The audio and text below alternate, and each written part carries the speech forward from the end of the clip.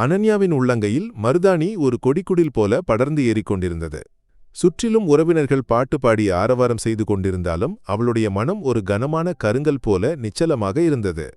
ஒவ்வொரு வளைவிலும் திருப்பத்திலும் டிசைனர் பெண் அழகு சேர்க்கும்போது அனன்யாவின் கண்கள் உணர்ச்சியற்று அந்த சிவப்பு நிறத்தை பார்த்து கொண்டிருந்தன.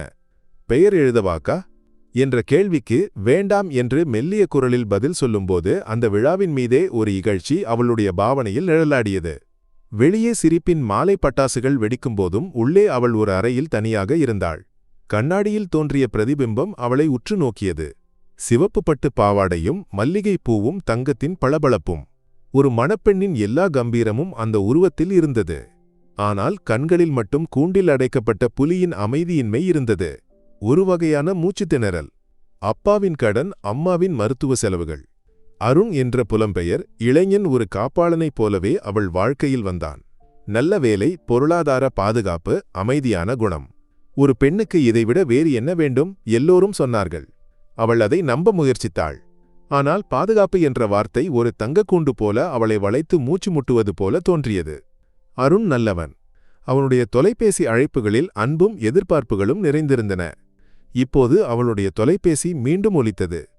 திரையில் அருண் என்று தோன்றியபோது அவளுக்கு சலிப்பு தோன்றியது. ஹலோ அனன்யா, பிஸியா இருக்கியா? பாட்டெல்லாம் கேக்குது இல்லையா? அருணின் குரலில் மகிழ்ச்சி நிறைந்திருந்தது. இல்லை. இங்கே ஒரு சின்ன விழா. அவள் உணர்ச்சியற்று சொன்னாள். நாளை இந்த உலகம் நம்முடையது. நான் நிறைய கனவுகள் காண்கிறேன். உனக்கு பிடித்த நீல நிற சட்டையை நான் நாளை அணியப் போகிறேன். அவனுடைய ஒவ்வொரு வார்த்தையும் அவனுடைய அப்பாவி கனவுகளும் அவளுக்கு அருவருப்பாக தோன்றியது. இது அவள் விரும்பியது இல்லை. இந்த பாதுகாப்பான சலிப்பான வாழ்க்கை இல்லை. அவள் முனகினாள். என்ன, ஒரு உற்சாகமில்லையா? டென்ஷனா? அதெல்லாம் வேண்டாம். நான் இருக்கேன் இல்லையா? எல்லாம் சரியாகும். அந்த வார்த்தைகளின் உண்மைத்தன்மை அவளை மேலும் அசௌகரியப்படுத்தியது. அனன்யா, கேட்கிறியா? ஆமாம், கேட்கிறேன். பின்னர் அழைக்கிறேன். அம்மா கூப்பிடுகிறார். அவள் திடீரென அழைப்பை துண்டித்தாள். மார்பில் ஒரு கனம் ஏறி வருவது போல இருந்தது. அவள் தொலைபேசியை கையில் எடுத்து வெறுமனே திரையை பார்த்திருந்தாள். ஏதோ ஒன்று அவளை வேட்டையாடிக் கொண்டிருந்தது.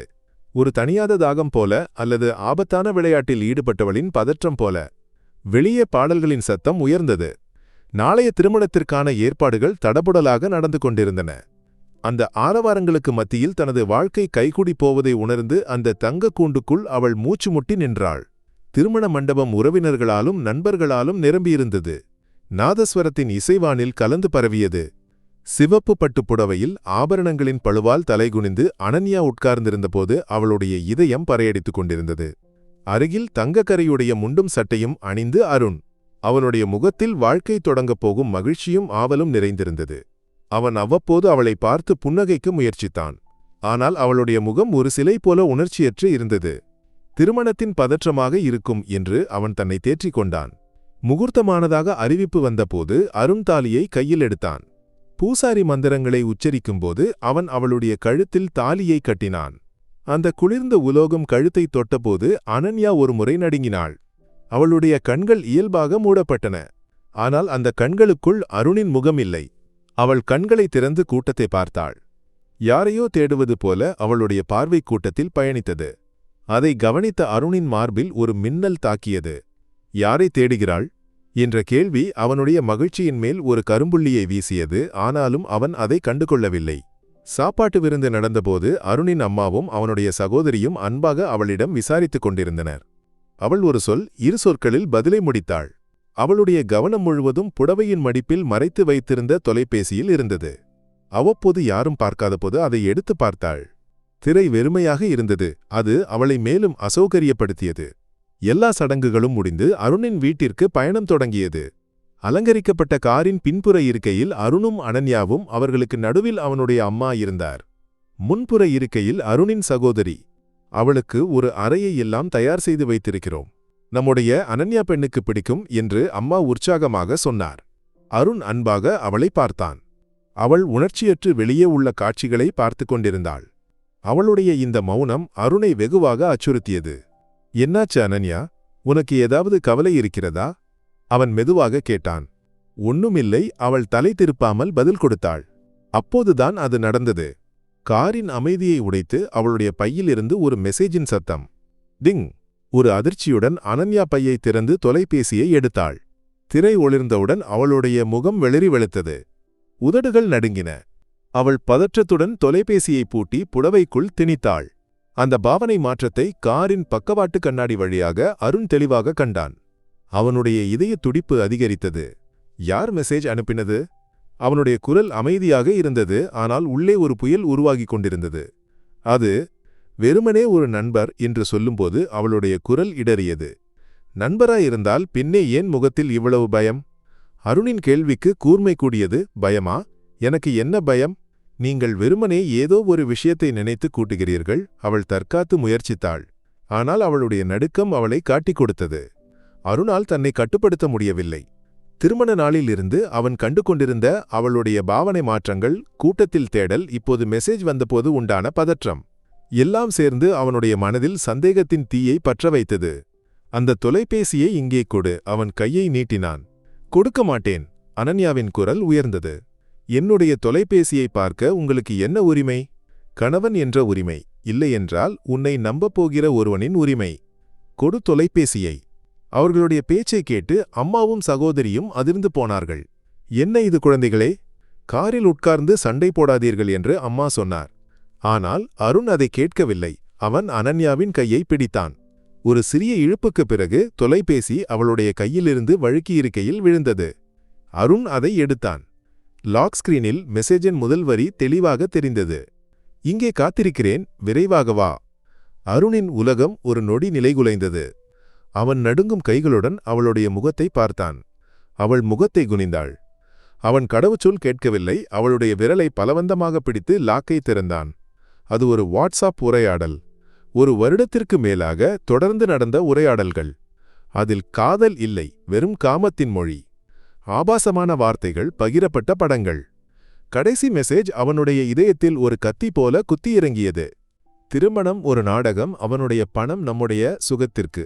எல்லாம் திட்டமிட்டபடி இல்லையா? நான் நீ சொன்ன இடத்தில் இருக்கிறேன். விரைவாக வா. என் உடல் உனக்காக காத்திருக்கிறது. அருணின் கண்களில் இருள் கவிந்தது. அவனுடைய மூச்சு நின்றது.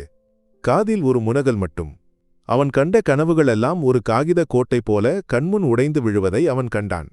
அருண் ஒன்றும் பேசவில்லை. அவனுடைய முகம் கல் போல உறைந்திருந்தது. கண்கள் சிவந்தன. அந்த அமைதி அனன்யாவை பயமுறுத்தியது. விளையாட்டு கைவிட்டு போனதை அவள் உணர்ந்தாள். இனி தப்பிக்க ஒரே ஒரு வழி மட்டுமே இருந்தது. அவள் கூச்சலிட ஆரம்பித்தாள். இதுதான் நான் பயந்தது, சந்தேக நோய்.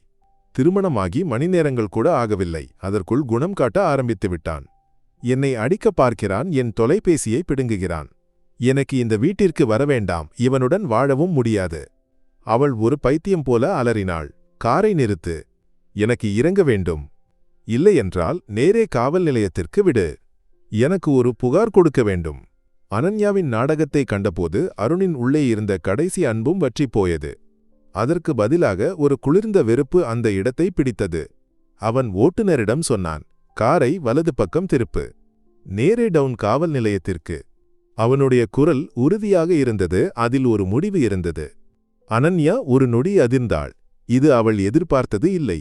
அவன் பயந்து தன்னை சமாதானப்படுத்துவான் என்று நினைத்திருந்தாள். ஆனால் அருணின் பாவனையைக் கண்டு அவளுடைய உள்ளம் பதறியது. அதே மகனை எதற்கு காவல் நிலையம்? அம்மா பதறியபடி கேட்டார். அருண் அம்மாவை பார்த்தான். அவனுடைய கண்கள் நீரில் நனைந்திருந்தன. உண்மை எங்கே இருக்கிறது என்பதை அங்கே முடிவு செய்யலாம் அம்மா. எல்லா நாடகங்களும் அங்கே முடியும். கார் காவல் நிலையத்தின் முற்றத்தில் நின்றபோது அனன்யா தன்னம்பிக்கையுடன் இறங்கினாள். பாதிக்கப்பட்டவளின் வேடத்தை அழகாக நடிக்க அவள் உறுதி பூண்டிருந்தாள். கண்ணீரால் கலங்கிய கண்களுடன் அருணின் அம்மாவும் சகோதரியும் உறைந்த முகத்துடன் அருணும் அவளை பின்தொடர்ந்தனர். சப் இன்ஸ்பெக்டரின் அறைக்குள் நுழைந்து அவள் பேச ஆரம்பித்தாள். எனக்கு ஒரு புகார் இருக்கிறது. என் கணவன். இவனுக்கு ஒரு சந்தேக நோய் இருக்கிறது. திருமணமாகி மணி நேரங்கள் ஆகவில்லை. அதற்குள் என்னை துன்புறுத்த ஆரம்பித்து விட்டான். காரில் வைத்து என்னை அடிக்க பார்த்தான். எனக்கு பயமாக இருக்கிறது. இவனுடன் வாழ முடியாது. அனுபவம் மிக்க எஸ்ஐ ஜோசப் திருமண உடையில் நிற்கும் பெண்ணையும் பின்னால் நிற்கும் குடும்பத்தையும் மாறி மாறி பார்த்தார். இது ஒரு புதிய விஷயமாக இல்லை.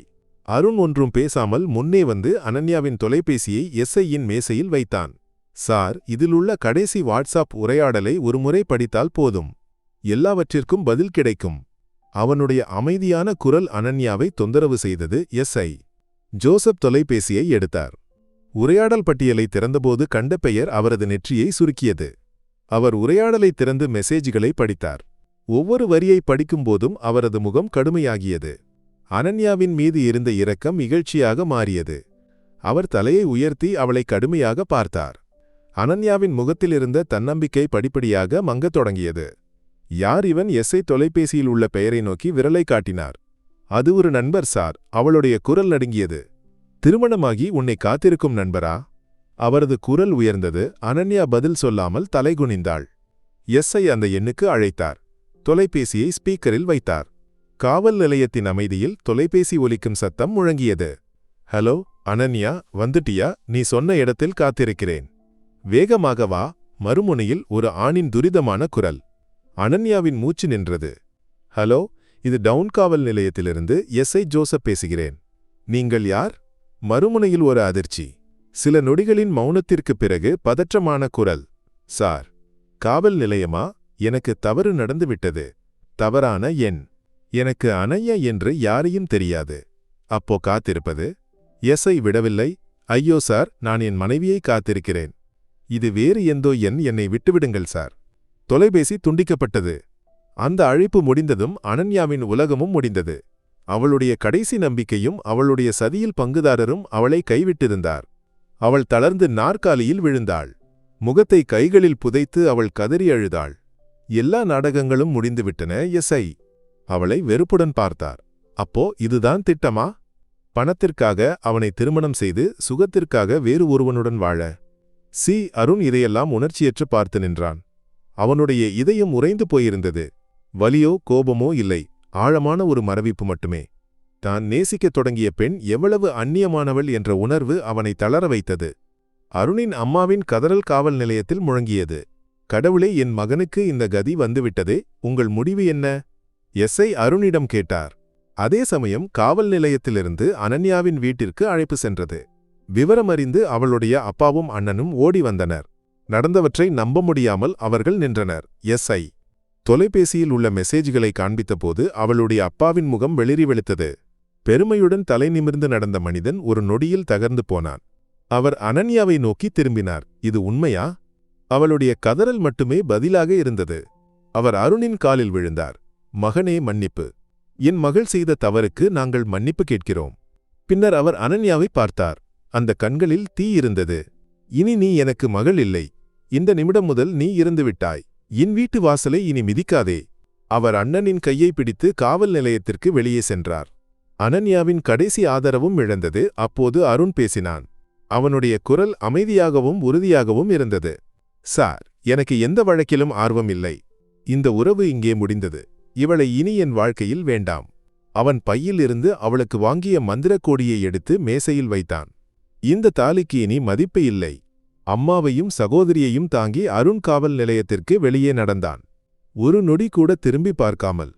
காவல் நிலையத்தில் உள்ள அந்த நாற்காலியில் விலை உயர்ந்த திருமணப் புடவையில் ஆபரணங்கள் கழற்றப்பட்டு எல்லோராலும் கைவிடப்பட்டு அவள் தனியாக இருந்தாள். காதலன் கைவிட்டான், கணவன் உதறினான், குடும்பம் வெளியேற்றியது. முன்னால் வெறுமையான ஒரு பாதை மட்டுமே. காவல் நிலையத்தின் ஆரவாரங்கள் அடங்கின. நேரம் மெதுவாக நகர்ந்தது. பெண்ணுக்கு போகலாம் என்று ஒரு காவலர் வந்து சொன்னபோது அனன்யா எண்ணங்களிலிருந்து விழித்தாள். போகவா? எங்கே? அவள் இயந்திரமாக எழுந்தாள். கழுத்தில் இன்னும் கனமாக இருந்த தாலி மாலையை கழற்றி மேசையில் வைத்தாள். அதைக் கண்ட எஸ்ஐ ஒன்றும் பேசவில்லை. காவல் நிலையத்தின் படிகளை இறங்கும்போது மாலை மயங்கியிருந்தது. தெரு விளக்குகள் ஒளிரத் தொடங்கியிருந்தன. திருமணப் புடவையுடன் தனியாக படியிறங்கி வரும் அவளை மக்கள் உற்று நோக்கினர். ஒவ்வொரு பார்வையும் அவளுடைய இதயத்தில் தைத்தது. அவளுக்கு முன்னால் பாதைகள் நீண்டு நிமிர்ந்து கிடந்தன. சொந்த வீட்டிற்கு செல்லும் பாதை மூடப்பட்டிருந்தது. கணவனின் வீட்டிற்கு செல்லும் பாதை தொடங்குவதற்கு முன்பே முடிந்தது. ஒரு நொடி சுகத்திற்காக கூட்டு நின்றவனின் பாதையும் மூடப்பட்டது. கையில் ஒரு பர்ஸ் கூட இல்லை. தொலைபேசி காவல் நிலையத்தில் இருக்கிறது. யாரிடமும் எதுவும் கேட்க முடியவில்லை. அவள் இலக்கு இல்லாமல் நடந்தாள். பேருந்து நிறுத்தத்தில் உள்ள சிமெண்ட் பெஞ்சில் தளர்ந்து உட்கார்ந்தாள். பேருந்துகள் வந்து போகின்றன. மக்கள் ஏறி இறங்குகிறார்கள். ஒவ்வொரு முகத்திலும் ஒவ்வொரு இலக்கு இருக்கிறது. தனக்கு மட்டும் ஒரு இலக்கு இல்லாமல் போயிருக்கிறது. பசியோ தாகமோ அவள் உணரவில்லை. மனம் உறைந்திருந்தது. செய்த தவறின் ஆழம் ஒரு கடல் போல அவளை மூழ்கடித்துக் கொண்டிருந்தது. அருணும் குடும்பமும் வீட்டிற்கு திரும்பிய போது அவர்களை வரவேற்றது மௌனமாக இருந்தது. புது மணப்பெண்ணை வரவேற்க அலங்கரிக்கப்பட்ட வீடு அவர்களை கேலி செய்வது போல தோன்றியது. கதவில் உள்ள தோரணங்கள் நிலவிளக்கு வைக்க ஒதுக்கப்பட்ட இடம். எல்லாம் ஒரு நினைவூட்டலாக இருந்தது. அருணின் அம்மாவின் கதறல் மீண்டும் எழுந்தது. சகோதரி அவளை ஆறுதல் படுத்த முயற்சித்தாள். அருண் ஒன்றும் பேசாமல் நேரே தனது அறைக்கு சென்றான். அனன்யாவிற்கு ஒதுக்கி வைத்திருந்த பரிசுகள், புதிய உடைகள் எல்லாம் அங்கு இருந்தன. அவனுடைய கட்டுப்பாடு தவறியது. அவன் அலமாரியைத் திறந்து அந்த பொருட்களையெல்லாம் வாரி வலித்து தரையில் எறிந்தான். அறையில் உள்ள அலங்காரங்களை கிழித்து எறிந்தான். அவனுடைய வலி கோபமாக வெளிப்பட்டது. சிறிது நேரத்திற்குப் பிறகு அவன் தளர்ந்து கட்டிலில் உட்கார்ந்தான். ஏமாற்றப்பட்டவனின் வலி அவனுடைய இதயத்தை கடித்து தின்று கொண்டிருந்தது. அவன் கண்ட கனவுகள் ஒரு சாதாரண குடும்ப வாழ்க்கை. எல்லாம் ஒரு பொய்யால் உடைந்துவிட்டது. இனி எப்படி மற்றொருவரை நம்புவது? அந்த கேள்வி அவனுடைய உள்ளில் முழங்கியது. செய்தி காட்டு தீயைப் போல பரவியது.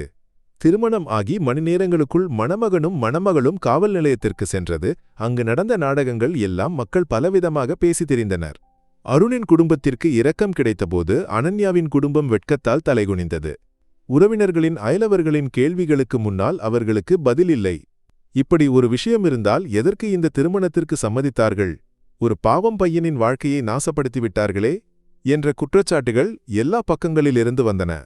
அனன்யாவின் அப்பா அதோடு படுக்கையில் விழுந்தார். அவமானத்தை தாங்க முடியாமல் அந்த மனிதன் தளர்ந்து போயிருந்தான். அம்மா வெளியே வருவதை நிறுத்தினார். அண்ணனுக்கு பணியிடத்திலும் அமைதி இல்லாமல் போனது. ஒரு நொடியின் தவறான முடிவு ஒரு குடும்பத்தை சமூக ரீதியாக தனிமைப்படுத்தியது. அவர்கள் அந்த ஊரில் அவமானிக்கப்பட்டவர்களாக வாழ விதிக்கப்பட்டனர். 1 வருடம் கடந்து போனது. அருண் மீண்டும் வளைகுடாவில் உள்ள வேலைக்கு திரும்பினான். அவன் முன்பை விட மௌனமாக ஆனான்.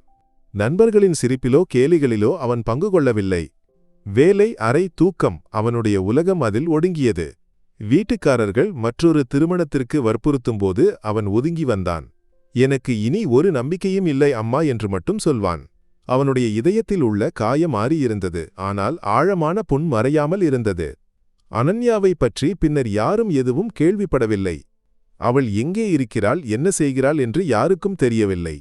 ஒருவேளை எங்கோ தொலைவில் உள்ள ஒரு நகரத்தில் யாருக்கும் தெரியாமல் ஒரு சிறிய வேலை செய்து அவள் வாழ்ந்து கொண்டிருக்கலாம். ஒவ்வொரு இரவிலும் செய்த தவறின் நினைவுகள் அவளை வேட்டையாடிக் கொண்டிருக்கலாம். ஒரு நொடி சுகத்திற்காக ஒரு வாழ்க்கையை முழுவதும் கொடுத்தவளின் மௌனமான மனஸ்தாபம் யாரும் பார்க்காமல், யாரும் அறியாமல் காலத்தின் திரைக்கு பின்னால் தொடர்ந்தது. ஒரு தவறான முடிவு பல வாழ்க்கைகளை மாற்றிமறித்தது. சிலருக்கு அது மறையாத காயமாக, மற்றவர்களுக்கு முடிவில்லாத வெட்கமாக, ஒருவருக்கு அது வெறுமையான எதிர்காலமாக.